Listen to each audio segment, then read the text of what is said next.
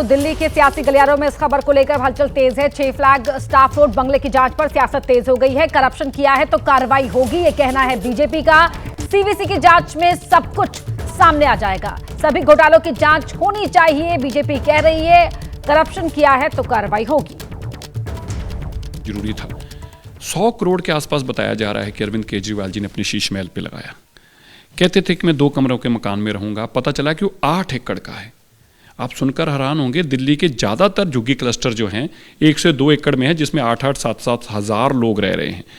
और ये इंसान को रहने के लिए 4 लोगों को परिवार के 8 एकड़ जगह चाहिए है। ये शॉकिंग है मेरे लिए भी। इसलिए ये अच्छा है, इस पर इंक्वायरी भी होगी और जांच में सब कुछ सामने आएगा। मैं तो ये भी आग्रह करना चाहता हूँ कि ये पैसा अरविंद केजरीवाल जी से वसूला जाना चाहिए। और जिस तरह से शराब घोटाला, बस घोटाला, स्कूल घोटाला, बिजली घोटाला उन्होंने किया है, ये भी एक बहुत बड़ा घोटाला है जिसमें 100 करोड़ ऊपर लगा नहीं होगा। उसमें से कितने पैसे अरविंद केजरीवाल जी और उनके दोस्तों ने खाए हैं, ये भी सामने आना चाहिए।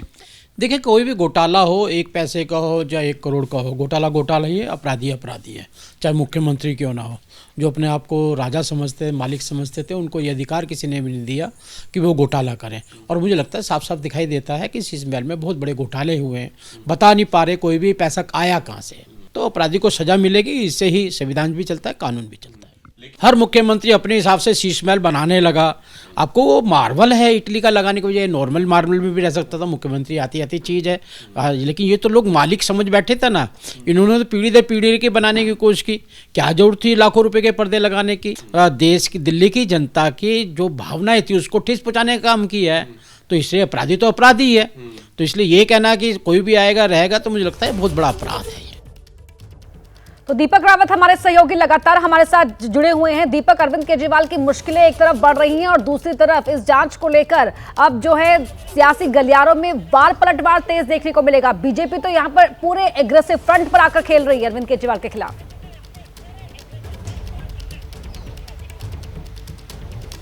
जी बिल्कुल, बीजेपी के आरोपों पर पहले भी आम आदमी पार्टी की तरफ से भी प्रतिक्रिया आई हैं। आम आदमी पार्टी ने इस पर कहा है कि ये एक सरकारी आवास था, सरकारी बंगला था। अरविंद केजरीवाल को कोई पर्सनल बंगला नहीं था। एक मुख्यमंत्री के तौर पर वो उस बंगले में रह रहे थे और ये CPWD की जिम्मेदारी बनती है कि उन्हें उसका नवीनीकरण करना है, उसको तोड़ना है या उन्हें किसी और बंगले में शिफ्ट करना है। जब उनको लगा कि शिकायत ये की गई थी अरविंद केजरीवाल की तरफ से, जब वो मुख्यमंत्री थे उस बंगले में रह रहे थे, कि जो पुराना बंगला था उसकी छत जो है वो कमज़ोर हो गई थी। जगह जगह से उसमें दरारों की जानकारी सामने आ रही थी, जिसकी रिपोर्ट उन्होंने CPWD को दी थी।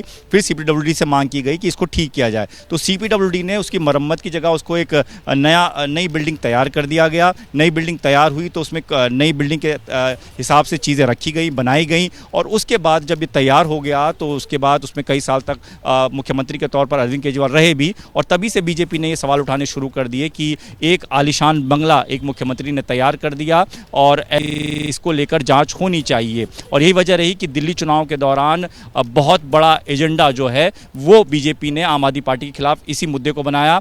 खुद प्रधानमंत्री नरेंद्र मोदी ने जितनी भी रैलियां दिल्ली में की, उस दौरान भी उन्होंने इस मुद्दे को उठाया कि एक मुख्यमंत्री ने अपने लिए शीश महल तैयार कर दिया, इतना आलीशान बंगला तैयार कर दिया। और ये तमाम चीज़ें जब आम आदमी पार्टी पर अटैक होने लगा तो उसके बाद जनता के बीच में भी बीजेपी ने इस मैसेज को सर्कुलेट करने की कोशिश की। और कहीं न कहीं जो नतीजों में इसका रिफ्लेक्शन भी नज़र आता है। आम आदमी पार्टी 22 सीटों पर सिमट गई, जो 2 बार से भारी बहुमत के साथ सत्ता में रही, और बीजेपी 48 सीटों पर आई। तो कहीं ना कहीं अब बीजेपी को ये लगता है कि इस मुद्दे के आधार पर उन्होंने एक सत्ता हासिल की है दिल्ली में, और अब इस मुद्दे को बीजेपी और आगे बढ़ाना चाहती है, इस मुद्दे को खाली नहीं जाने देना चाहती है। और विजेंद्र गुप्ता, जो खास तौर पर लगातार इस मुद्दे को लेकर शिकायत कर रहे थे, वो चाह रहे हैं कि CVC जल्द से जल्द अपनी रिपोर्ट तैयार करे और उसके बाद जो कड़ी कार्रवाई बनती है, जिस तरह की कार्रवाई बनती है, वो कार्रवाई होनी चाहिए।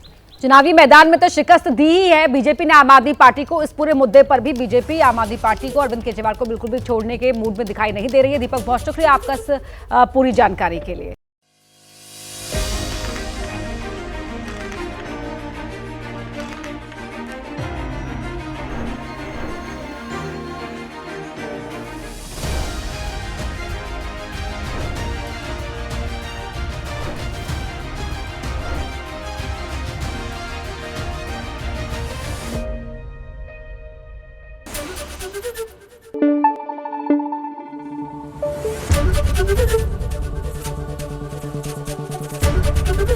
एबीपी न्यूज आपको रखे आगे।